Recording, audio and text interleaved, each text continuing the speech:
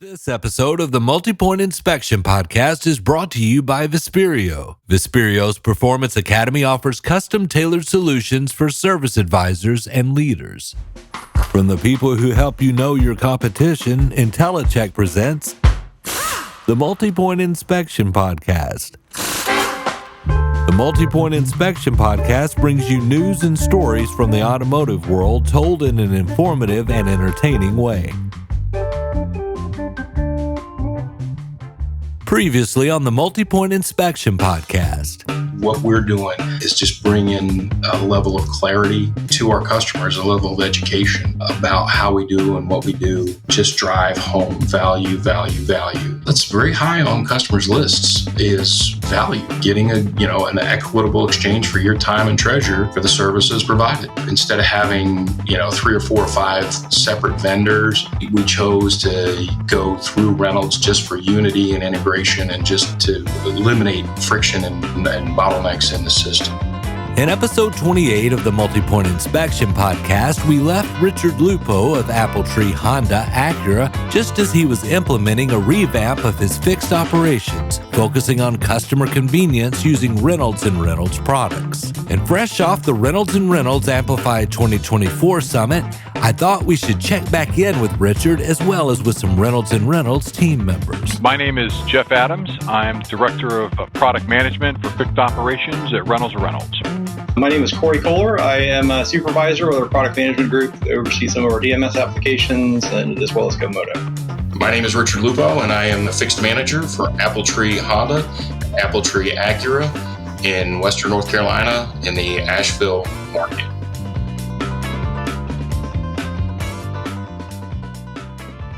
At the time of this interview, Richard had just gotten back from the Amplify 2024 Retail Summit that, according to Reynolds President Chris Walsh, is a way to help dealers find new ways to amplify their outcomes.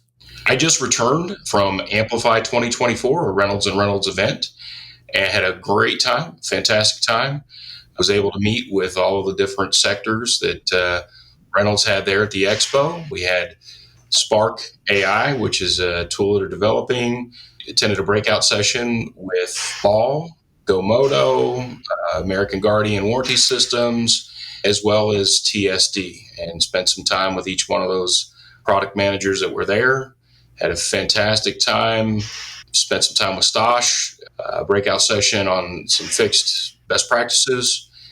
Very interesting, very good time, and just a first-class event that was put on by Reynolds, and I certainly will be attending next year, no question. Reynolds has just released a report titled The Fixed Operation Golden Metrics that examines the golden metrics in dealerships: hours, effective labor rate, and profit per customer pay repair order.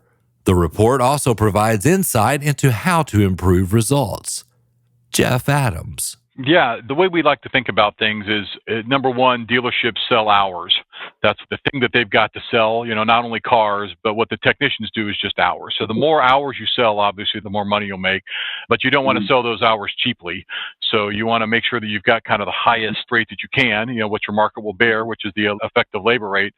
Ultimately, all that leads to profit as well. So making sure that you're being efficient in how you track things, and all that works together, obviously, just to make money. So those are kind of the main things that when we look at our product successful, our dealership successful, that's what we look at. For years and years, we've been doing studies, and really kind of culminated with this, with service price guides and with advanced service and a lot of our products. We've just said, let's make sure that these products are actually moving the needle on those most important pieces. I remember the first time I did an SPG study years ago, it was kind of stunning what the difference was between people that use the products and people who don't use the products. That's the great thing about being the DMS is we have a lot of data and we can compare a lot of things. So that's where this study came from. I had a chance to review the study. I didn't get a chance to delve into the white papers and some of the reports yet, but certainly agree with the conclusions. And I'm proud to say that we are exceeding the averages and the metrics in every way as published in the study at Appletree.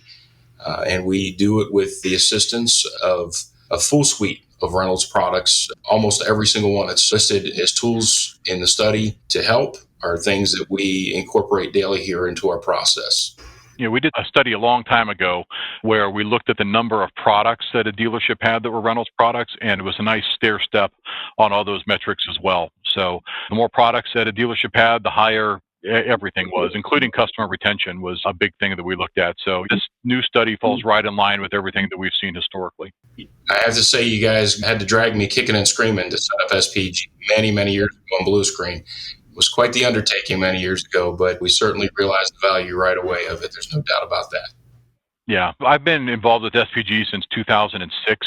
And when I first started kind of tracking SPG, the average dealer used it about 500 times a month. Now the average dealership uses about 3,000 times a month. So originally it was trying to convince people that it actually worked, that, hey, is it even possible that you can get a to the penny estimate with all the complexities in the automobile industry? And once everybody kind of bought onto, yeah, it's absolutely feasible. Now dealerships can't live without it. And that's always, service price guides has always been kind of the center of the universe. If you've got service price guides, everything else kind of springs off of that. And that's also a warning. If you don't have service price guides dialed in, that means you're always having to tweak stuff. So it's definitely worth the effort to make sure that something's not quite right. Give us a call. We can get it fixed for you. That's just the first step in really making things more efficient and more profitable. And keying in off of that, another element that we look at is even after customers come over to Reynolds. And so they did an analysis over the last year with some data points, and overall, like the impact on profitability, the overall dealership gross was about 10% higher when we did some analysis looking backwards, right? And that included across the board, whether that was an increase in effective labor rate, whether that was an increase in hours per RO, like all of those kind of key metrics, because of how so closely intertwined all of the different things that happen within the platform are, it takes out a lot of the complexities that happen, absent of a good process to be able to make more money.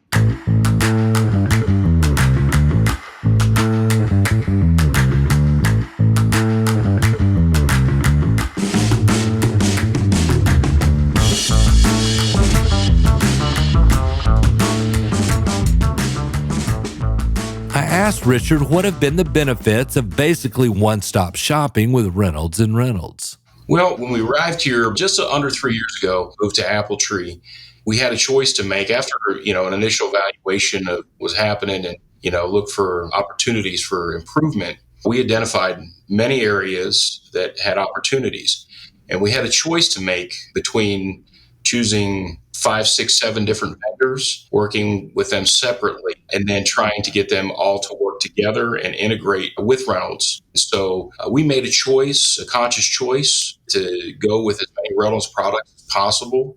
It streamlines the process. Everything integrates. So from that perspective, it has just been great. We can always count on Reynolds support.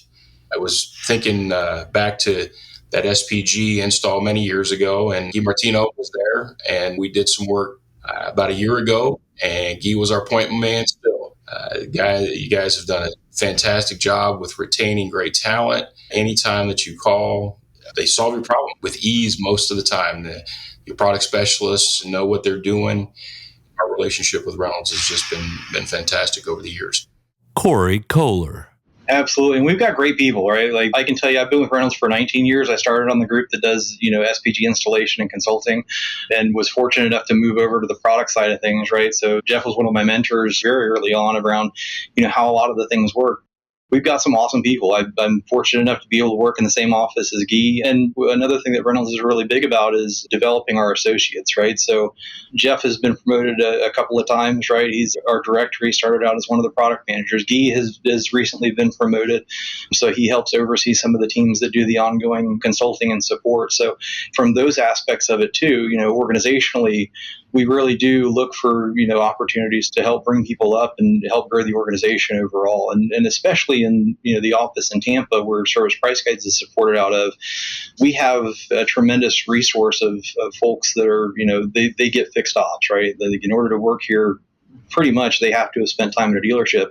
And so that gives them kind of that laser focus around what's real and what's not, right? Because it's easy to go say, here's ideally how it's going to be. If you've been there in the trenches, then you understand a lot of the challenges that are experienced. So that's another one of the key areas that helps us be successful and helps our dealers be successful. You don't always know what you're going to get with the support, and Reynolds generally when they roll a product out, it's pretty close to being finished. I've been involved in some beta testing over the years with some of their things. And by the time they roll it out, it's been pretty tested. So with some of the startups, you get sometimes more cutting edge stuff, maybe not quite as tested. We consciously chose to stay with Reynolds across the board. Cory, I see you got a GoMoto in the background there. We took delivery recently of our GoMoto, doing a build out around that, be able to offer our customers 24-hour access, pick up, drop off. We're integrating it with our rental cars, payment options for our customers, and really looking forward to that. The build out commences in about 2 weeks. Once we have the process worked out, we will roll that out to our customers. And those are the things that were detailed in the report. Some of the conclusions in the report. More tools you give your guys and gals in the front lines, the better your results are going to be. And I think that we are a case study in that here at AppleTree. I was looking over, I've got the study pulled up over here on another monitor, and just the increases in the effective labor rates, the hours per RO, as you add these tools, it only positively affects your bottom line. We've seen tremendous growth over the last few years at AppleTree, historic growth, and we're probably in the neighborhood of between 25 and 30 record months in a row. And AppleTree's been in business over 50 years, owned by the same family in the same place. And it's a significant operation. They've done a fantastic job in the community with the business. And our fixed operations is realizing historic performance levels at this point. And all of that has coincided with bringing on Reynolds, partnering with them in nearly every facet of our fixed operations. Working on the front lines in the grocery business during COVID, I got to see firsthand how customers' expectations changed, seemingly overnight, and how businesses in all industries had to accommodate these new expectations to provide a better experience, and franchise dealerships are no exception to this. Cory, again, we'll go back to that GoMoto. That's an enhancement that we've got here, and I know it's something that certainly is a customer retention and customer satisfaction tool. We are learning more and more about the GoMoto and how to implement it in our process every day. But, I'm sure you can probably tell us more about some of your successes with that. It's spot on, right? Because COVID changed a lot of things for a lot of people, right? And whether that was just how you operate or even, personally, there's a lot of people that they just work different now, right? Like that's as crazy as it sounds.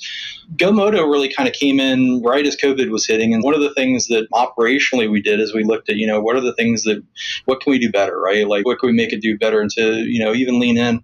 Some of the things that we did from an integration standpoint, right? We had kind of basic integration to Era, but we've built that out where now we can tie into some of the information that's available. Like Jeff said, the center of the universe of service price guides, where we can get maintenance menu information from SPG and some of the details around previously declined services, or we can strip it down to where it's just a very simple process, right? It just depends on kind of what that gear is for the customer at the store and kind of your demographic and who you're trying to solve. We actually did a survey around specifically around kiosks. And one of the facets of the survey was looking at kind of that check-in speed, right? Coming out of the grocery side of things, right? Down here we have Publix, right? Publix, huge customer service, the cult following, right? Pub subs and all the things that go along with them. But one of their biggest focuses is around, high service level. And if we get more than, 3 people or so in a checkout line, we're going to call more people up to do checkouts. As we looked at some of the things, even with GoMoto, like how can we do more with less resources sometimes, right? It's hard to find service technicians and it's hard to find service advisors and, all of these challenges, but to echo Richard's point, it hasn't slowed down, right? You got 30 months of, record service. So we have all this stuff that we're trying to get through the channel, and how can we work smarter about things? And so GoMoto really is one of those areas where, because we're offloading some of the upfront things, right? Really, if you're bringing your car to me, and especially if you have an appointment, I already know what you need. But really what I need to know is that you've brought it to me. And how am I going to get in touch with you once I know kind of what needs to be done on the car? Jeff's probably heard it too many times. I'm a Dunkin' guy, right? I know about where I need to put in my order on the mobile app so that by the time I get to the one that's right here by the office, I walk past the 7 people in line and I pick up my coffee and I walk back out the door because, I'm trying to prioritize my time around all the things that are important. And I think particularly out of COVID, we're seeing that time is one of those commodities that everybody's trying to figure out better ways to manage it and better ways to handle it. And that's why, you've seen the Uber and Uber Eats and DoorDash and a lot of the kind of the gig platforms have been tremendously successful because we're offloading some of those tasks that are still getting done, right? There's just a value in having it done. And I think that's kind of what we're seeing, particularly in the GoMoto side of things, is now I can check in and get all the things answered that I need to. And I get asked what my phone number is and my email. I can do that while an advisor's got 2 or 3 people waiting to talk to them, right? We've kind of become attuned and accustomed to that. And so that, I think, is really one of the differentiators, as well as being able to, match whatever that customer expectation is.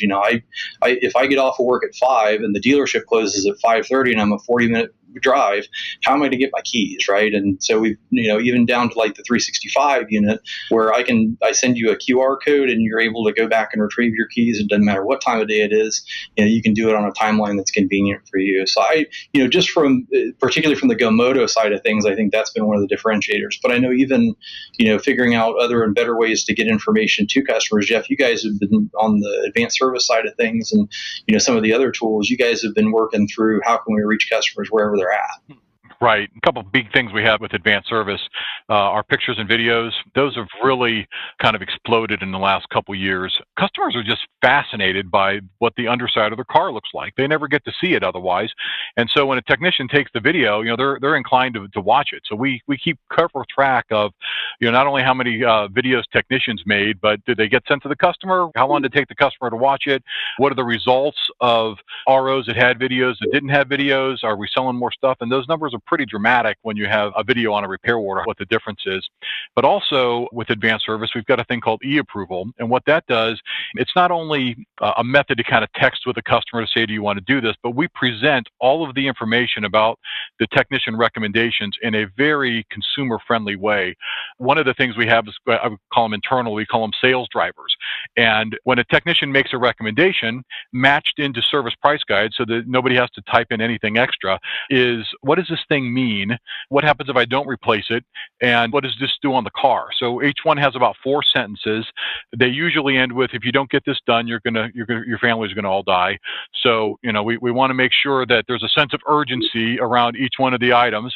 And, when somebody reads it, they're like, what's a bushing? I don't know why I've got to get this thing done. And it just explains it. And so what we find has worked really well is when the technician takes a video, the video gets sent automatically to the customer before they get the estimate.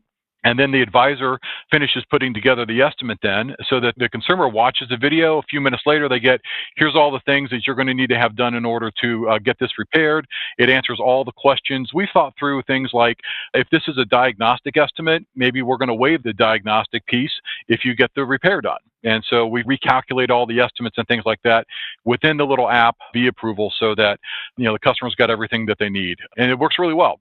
And one thing we've noticed is that customers don't always approve and decline things on e-approval, but when e-approval is sent, the closing ratios are dramatically higher.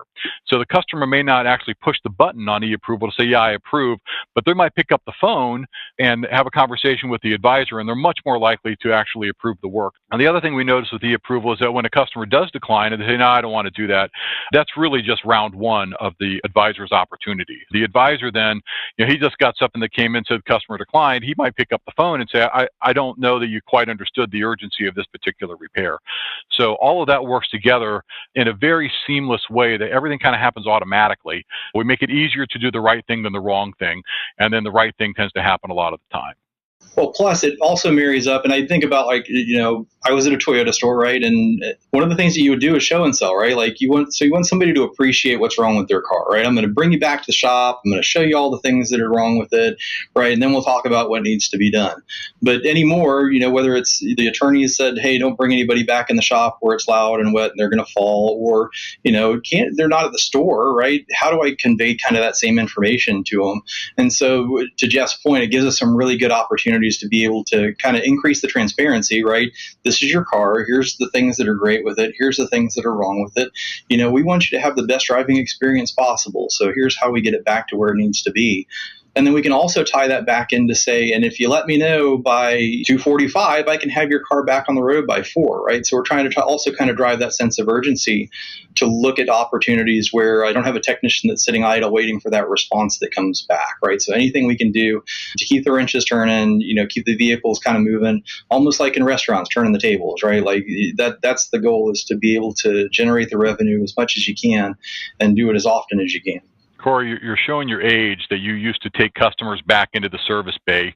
It's been a long time since we've been doing that. What's your take on Reynolds e-approval and videos and things like that customers get? Well, we are a Service Snap customer. Actually, some of the metrics show right now that it's a little underutilized. We definitely have seen the impact of it, but there's more to do. We're definitely drilling into that right now. I mean, that's what's front and center for us right now, is getting some better utilization with some of the features of Snap that are a little underutilized. That is something that encourages me, though, that the reports are all there for you to know that. If you want to go find out who's doing what, which technicians are killing it, which technicians are not using it at all, that takes about 5 seconds for you to go run the reports to be able to see all that. So there are very few places to hide on those reports. Right. Yeah. So ServiceSnap came to us probably, 3 months ago, probably 90 days. We concentrated when we did the install on our quick service department. We have an express and accelerated between our Honda and Acura. We really concentrated on the install there and seen a lot of great results out of there. We saw closing ratios with our service report cards. We use the integrated electronic multi-point with Reynolds, and we filter it out with a red check for one-step service only. So tickets that are written in Express that have a red check. And when we started tracking it, we were below 10%, and now we're above 30% on a monthly average for closing ratios for one-step service tickets with a red check on them. To understand some of that, you're going to get ones with multiple red checks on, so that kind of dilutes the number a little bit per car, but we're seeing a lot of success with it, particularly in our quick service. Our main shop, we've got some pretty good users, and then we're probably underutilizing it in our main shop, and so that's where we've got a meeting next Wednesday. We've scheduled a meeting with our technicians and our advisors, and that's going to be the focus of that meeting, is getting utilization up on that. So, but I definitely can report that, along the lines of the study that Reynolds has come out with, as we add these tools, we see increases, and looking forward to the rollout of GoMoto in a few weeks. So, we're looking across the report here that, the Gold Metrics report that we just got out from, I guess you guys haven't released it yet, probably releasing it today. And we are Class 5, as far as our volume. We're not in an urban area, but we are the only Honda and Acura dealer in Western North Carolina. Honda's never seen the reason to put another point in the area because the family's done such a great job with the business over the years. So we take care of a lot of customers. And so our volume tracks with metrics with the Class 5 service departments as far as volume and hours and ROs. I can tell you we have realized untold thousands of dollars every day in extra gross by bringing AppleTree into a more modern experience for our customers using these tools.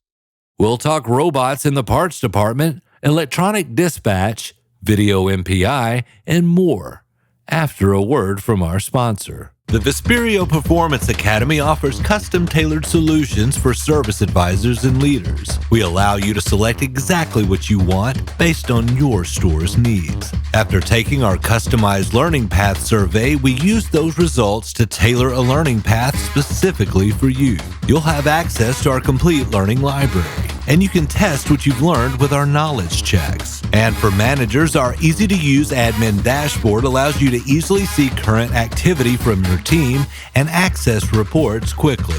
Vesperio's Performance Academy promotes advisor and manager engagement and communication by including the manager after every concept an advisor completes. Vesperio also allows users the ability to add custom dealership assets and processes that all live in one location. To get a look inside the Performance Academy or to get your team started today, go to Vesperio.com. That's Visperio.com.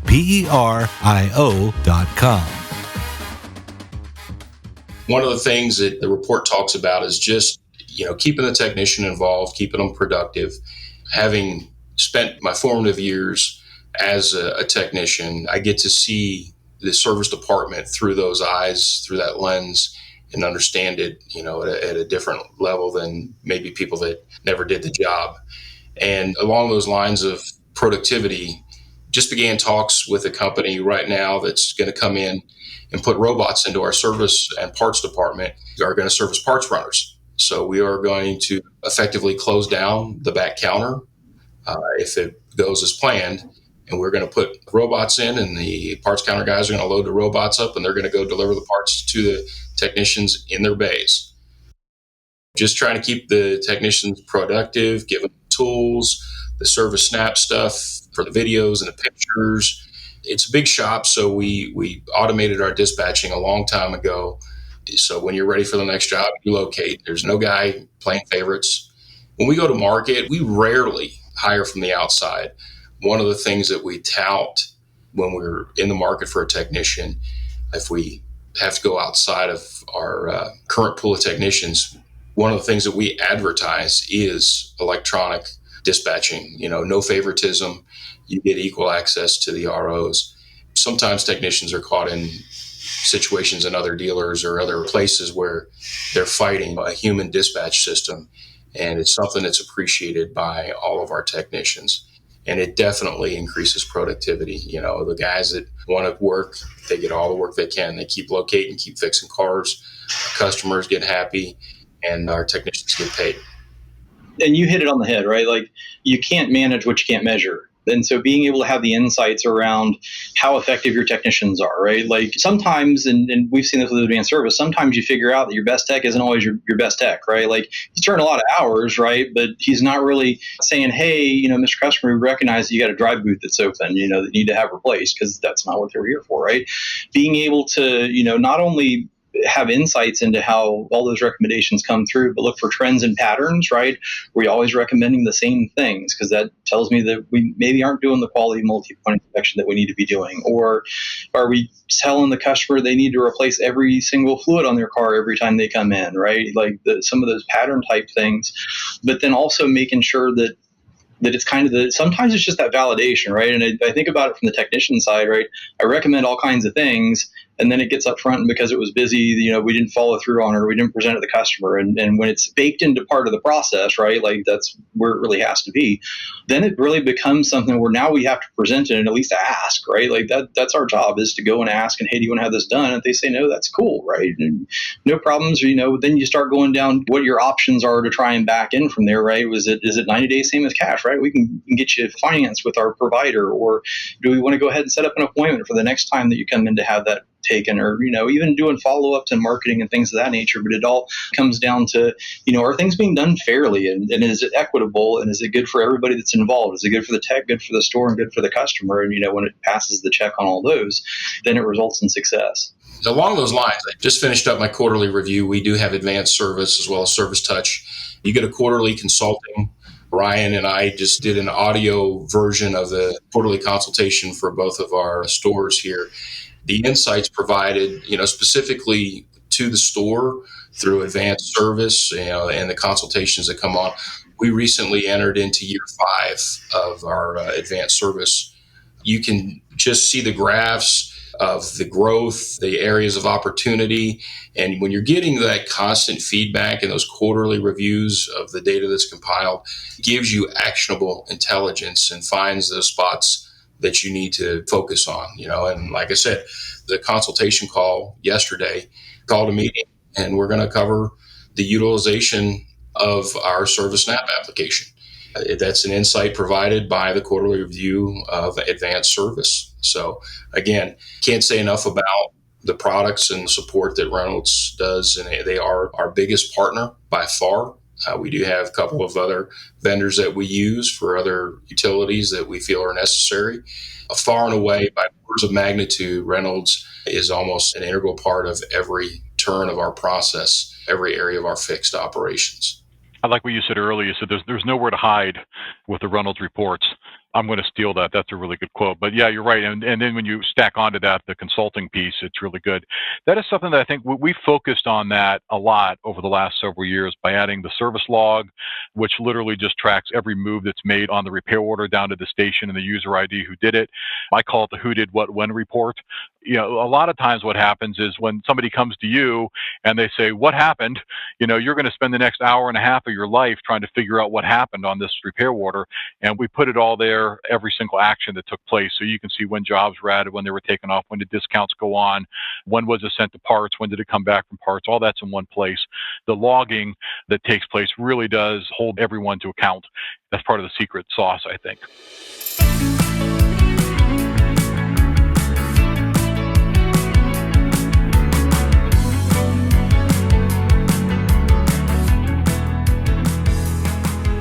If you've listened to the Multi-Point Inspection podcast for any length of time, you know that I am a huge fan of the video MPI. I just think it's one of the best trust-building tools that dealerships are implementing. We talked about walking the customer out to the car, and that was part of our process many years ago. This has, in a virtual sense, replaced that trip to the car. It's literally restoring that part of the process and reintegrating it to a very effective part of what we used to do before we were told not to take the customers out. There's tools and there's a lot of liability taking that customer out to the shop. So we quit it altogether, and this is restoring and reintegrating that part of the process. It's doing it virtually, so we don't have to worry about getting grease on somebody's shoes or something much worse than that. The other thing I'll say is that it is a tool. Has had unintended positive consequences. And one of the things that it did that was very easy for us to see was that we had some advisors that were on the lower end of productivity. And when the videos are going directly to the customers, we saw increases in their sales, and their closings. I believe it drove confidence in their selling and recommendations to their customers, because the sales nothing closes itself, but you were gaining an approval, and the customers were pushing and are pushing the advisor. They get the video, they take a look at it, and then they're calling the customer going, I need an estimate because I want to get the stuff done. What we've also seen is a lift from our advisors, especially some of the lower performing advisors, is provided them a lift and more confidence. And so over time, we're seeing them not just closing on the video stuff, but just the initial write-up, the recommendations, the time and mileage recommendations. You see a lift in that too. So some of the unintended consequences, or maybe intended consequences, were that we saw an across-the-board improvement in our service consultants. Yeah, there's one thing that technicians love cars, and that comes through when they make the videos. There's nothing like the legitimacy of a well-trained technician to really give some gravity to the weight of bringing a car to a dealership.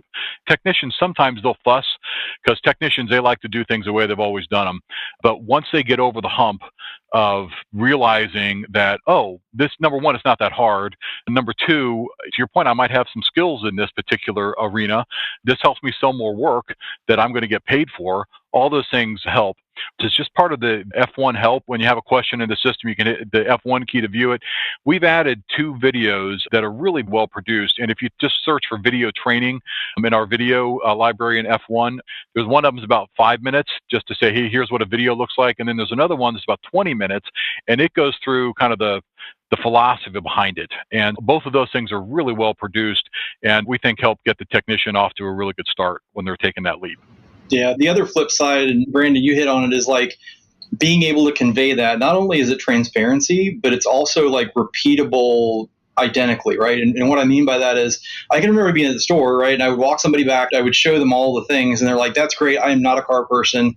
I need you to call somebody else and tell them what it is, or, can come back later with my friend. And so what the video allows us to do is, now that I've got it recorded, right, I send it to, I got Jeff's car in the shop, his CRV is up on the lift, I send Jeff the video. If he doesn't know what I'm talking about, he can send it to one of his friends. It's like, hey, I'm trying to find out if this is on the up and up, right? So in addition to not just providing the transparency and the legitimacy to it, it also makes it scalable. Or now, I have that ability to kind of compare this, like go phone a friend and say, hey, is this really something that, needs to be done? Is an air filter really important to my car? They're telling me I need one and it's $47. Do I really need to have that done? And, somebody who knows cars will be like, absolutely, right? You're going to pay more in gas if that thing's clogged up and dirty, and, it's going to cause your car to run like crap. And so that helps to be able to kind of scale that instance of that experience. It's kind of fun. We track how many times the videos are watched, and every now and then you'll get somebody who's watched the video 7 or 8 times. It's like, well, that's kind of cool. Gets shared about 30% of the time, a little over 30% of the time it gets shared. That's cool.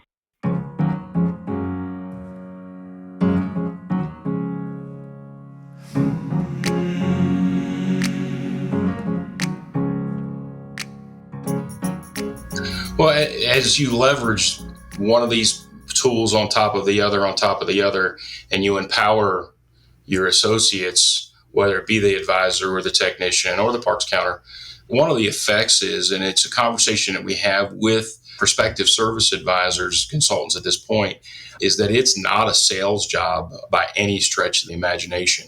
With the estimating software, the video MPIs, the estimates, the e-approvals, the videos, all of that stuff surrounds you. And so when you got a customer that shows up, makes the choice to be here with us to service their car, they come in with a brake noise and you send them video showing that their brakes need to be replaced, send them an estimate. Many times you don't even have to talk to the customer. But at that point, you've already captured that customer. They made the choice to do business with you that day. And even if you pick up the phone call and say, Mr. and Mrs. Jones, you came in today with your brakes making some noise and you need some brakes and it's going to be $300. That's a very anticlimactic and a very small part of the process. If you take care of all of the other parts of the process and just take care of your customer from a rapport and trust building aspect, the actual closing a sale becomes almost an afterthought, especially as you leverage all of this technology and empower your associates along the whole chain, every step of that process. When you're talking about a pencil, a clipboard, and a phone call versus estimates, e-approvals, text messages, videos, all of those kinds of things, and the constant contact communication that you're creating with that customer, it builds a trust, it builds a rapport, and the actual closing of a sale is probably the least dramatic part of the transaction. We train them to make sure that you're getting approvals from extended warranty companies, you're getting payments, your ROs, your lines are structured properly, that you're compliant for warranty, you're writing the lines correctly and auditing the tickets. And so the service advisor of an older generation that was making all these recommendations to you, and that part of it is not quite as prevalent as a overall part of the job now. We were hiring people with a different, disc profile that are highly, highly detail oriented to make sure that their repair orders are compliant to meet all of the different aspects of compliance that we have to deal with. Making sure the taxes and the fees are added, the tire tax, the battery tax are part of it, just all the different ways, who's paying. Is it a Honda oil change? Is it a maintenance? Is it extended warranty? Structuring the repair order properly, and all of that stuff becomes really important, and the actual selling takes a back seat in the overall spectrum of the job, because you are leveraging and empowering all of the people involved in the transaction all the way along the way. It's definitely changed the business for the better. It's a better experience for the consumer, because when you come in for brakes and you have all of the evidence out in front of you that you need brakes, the trust goes up and the approval becomes pretty easy at that point. I'd like to thank Jeff Adams and Cory Kohler of Reynolds & Reynolds, as well as Richard Lupo of Appletree Honda Acura, for this look into how technology is making for a better customer experience. You can find the Multi-Point Inspection Podcast on Apple Podcasts, Amazon, Spotify, or wherever you listen to podcasts. And be sure to subscribe and give us a 5-star rating. It helps with the algorithm thingy. Executive producers for the Multi-Point Inspection Podcast are Melissa Marlette and Joe Gibson.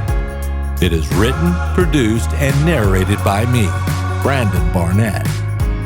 This episode's featured music is Just Like Me by Throughline.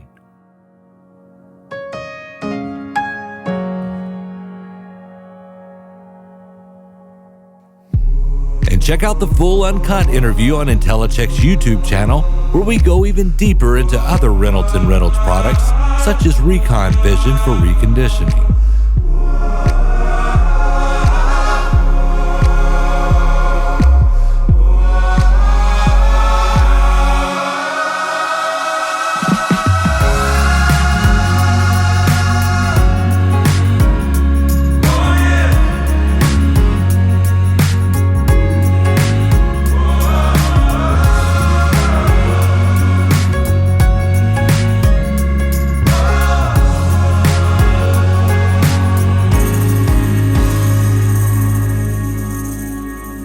This episode was made possible thanks to a proud partnership with Vesperio, which provides tailored solutions to ignite automotive dealership fixed operations, performance, and profit.